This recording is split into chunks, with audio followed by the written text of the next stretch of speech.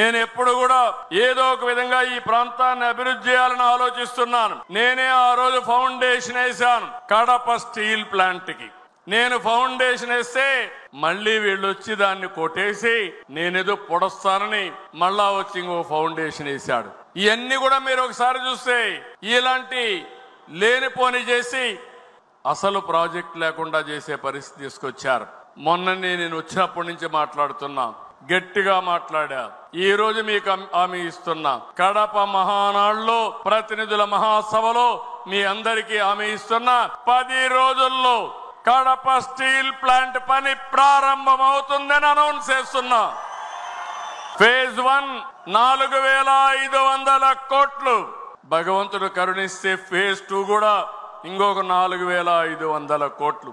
9,000 కోట్ల రూపాయలతో Rayalaseema steel plant వస్తే ఫేజ్ 1 పూర్తి చేసుకోగలిగితే ఫేజ్ 2 కూడా సుజావుగా వస్తుంది.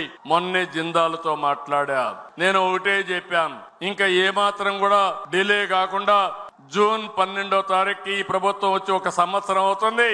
అంత లోపలనే మీరు ప్రారంభించండి. అవసరమైతే నేను కూడా వచ్చి కొబ్బరికాయ కొడతాను తప్ప మళ్ళీ ఫౌండేషన్ అయ్యను, మళ్ళీ నేనే వచ్చి ఇనాగరేషన్ చేస్తాను, ప్రారంభం చేస్తానని చాలా స్పష్టంగా చెప్పాను.